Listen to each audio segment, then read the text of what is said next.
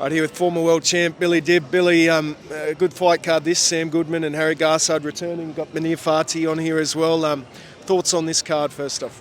Yeah, I mean, look, it's definitely a stacked card, and the boxing fans in Australia definitely get to see a lot of great talent, that's for sure. What do you make of Harry Garside's return to the ring? Yeah, look, for me, it's interesting because Harry was doing really well. He was on a good run as a professional, and then he decided to go back to the amateurs, which to me was probably a mistake. You know what I mean? Being the fact that he was coming off being a medalist, and he had that accolade of being a Olympian, who had a medal, and then to go to the next Olympic Games and to lose is a major disappointment. You know what I mean? I know that he took it pretty hard, but all he can do now is just basically move forward and do what he's got to do and focus on his professional career. Now you got Manir in there against Wade Ryan. Tell us why you're taking this fight. A very experienced fighter, Wade Ryan. Simple, mate. Wade Ryan's one of them guys who tests everybody. So if Manir wants to go to that next level, he has to win this kind of a fight. He has to be in good form to beat a guy like Wade Ryan, and I feel that he has the potential, the capability, the power to do great things against Wade Ryan, and I feel that this opens up the doors for big fights. You got these guys, Benjamin Hussein, Nikita Tszyu, all these guys around that division, so it makes for some great fights. Yeah, so much going on at the moment. I want to get your thoughts on, first off, Tszyu. A nice performance there against Joey Spencer a couple of weeks ago, but not the result they wanted last year. What have you made of Tszyu sort of last 12 to 18 months? Yeah, I mean, look, I think this is the resurgence of Tim now. I mean, obviously, Joey Spence was the right opponent. He came and he tried for a little while, and then Tim just dissected him, and that was exactly what Tim needed. Tim needed a really good bounce-back fight. And now I think he's going to go into that Keith Thurman fight, which is another great fight. So I think Tim has got some work to do, but I think he's doing the right thing. He's taking it step by step, and obviously the loss to Bakram was devastating. So you don't know how a fighter comes back from that, but I think Tim showed that he's got the grit to come back, and he's a true champion at heart. There is some talk that Tim could go in there and fight Fundora for a rematch next. Do you think he should put that on hold for a bit and go Thurman? What are your thoughts?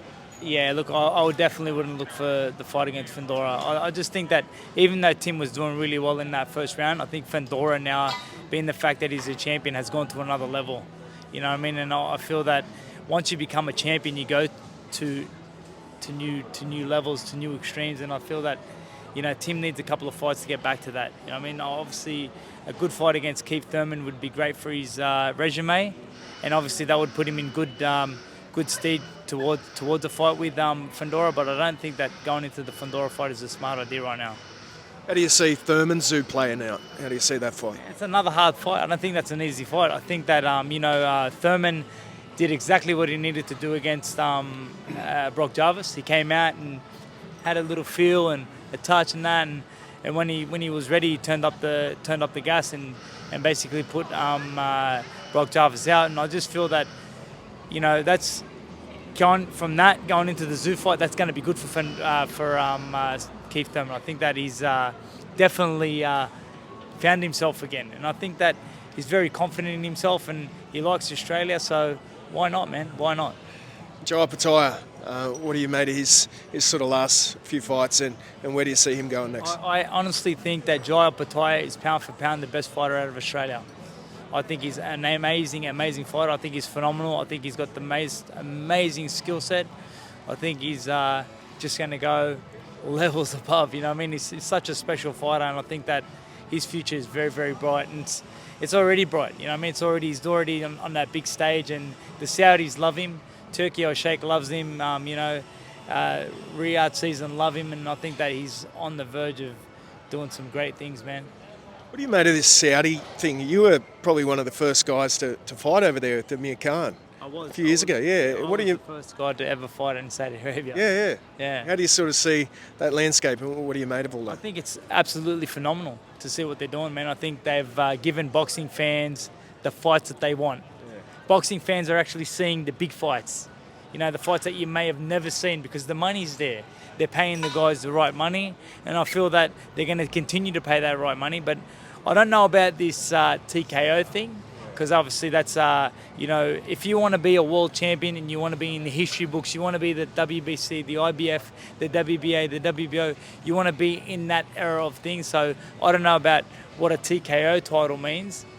I mean, to me, it means nothing, you know what I mean? So we'll just have to wait and see. But they're trying to sign fighters now, and like, I mean, I wish them all the best. You know, and obviously His Excellency Turki Sheikh and Dana White, whatever they touch turns to gold, and maybe this will turn to gold. We'll just have to wait and see.